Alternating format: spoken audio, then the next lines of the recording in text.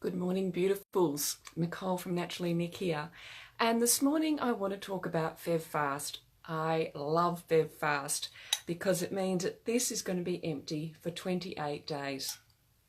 Now, one of the reasons why I'm so passionate about Febfast is because that is where I started experimenting with not drinking alcohol for 28 days. Now, I know it seems hard to believe, but 10 years ago, I didn't know how you did life without wine. Seriously. I used alcohol to relax, and when I finally put down my glass, I realised that it was actually anaesthetising me from a whole heap of other things, which is a story for another day. But I'd actually been drinking for 3 decades. So started drinking when I was about 16. So I say that because I understand the attachment. I understand the social aspects of drinking and all that entails. I'd never danced sober, for goodness sake, up until a couple of years ago. Oh, so liberating. So yes, I am passionate about you drinking less. Now, the most obvious one is because of the connection between alcohol and breast cancer. It is as strong as the connection between smoking and lung cancer. So absolutely, I am passionate, because what happens is when we drink alcohol, our body knows that if we drink too much of it, we'll die. Now that sounds a bit dramatic, but our body is designed for survival. So what it does is it stops a lot of the other processes that it's doing and focuses on the alcohol, and especially in the liver, because that's where it's broken down.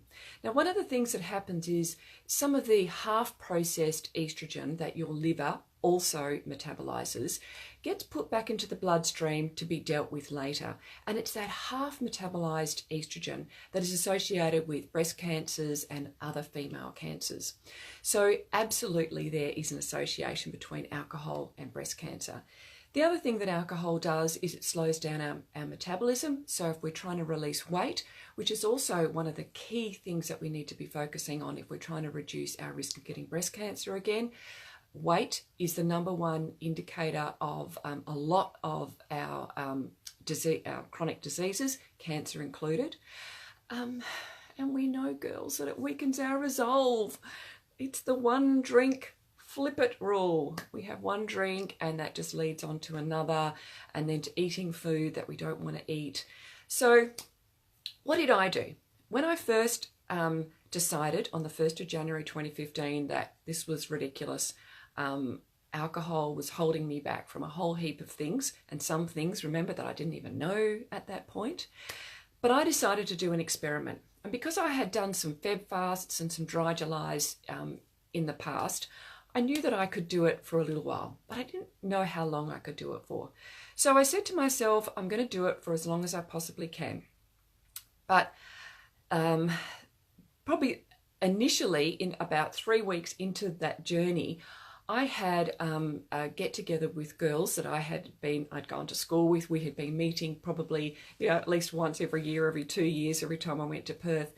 And that was going to be really hard because we always, had a good time. We never drove. We always stayed at someone's house. And so what I said to myself was, the first drink has to be non-alcoholic. And after that, you can assess. If you really feel like you need to have a drink, you can have a drink. What I found was, after that first drink, it was only that initial social interaction, who's having what, settling down. Once we'd got our drinks and we were sitting there drinking, and of course I was drinking, the mineral water with some lime, or actually I used those sweet balsamic vinegars in the beginning, just a dash, and it just sort of, it was just a great transition thing to do to help me over that hump. What I found was, after that, and we settled into the conversation, I didn't even think about it again. And that's how I've managed to not drink alcohol since the 1st of January 2015. I'm in my 4th year. Now, I don't even need that. Don't need the balsamic vinegar. I don't need to say that. I just don't even think about it. In fact, all of the positives far outweigh any detrimental side effects I thought I was going to suffer because I wasn't drinking alcohol socially. So I just put that out there. Think about it. Think about doing a 28-day experiment. And I'd love to hear your comments about how, if you think you can do it, if you think you can't.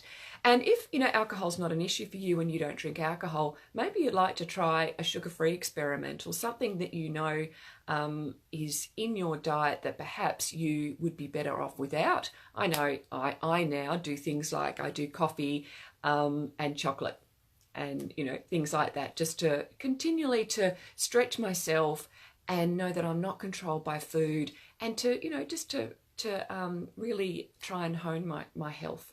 So love to hear from you, and I'll talk to you soon. Bye.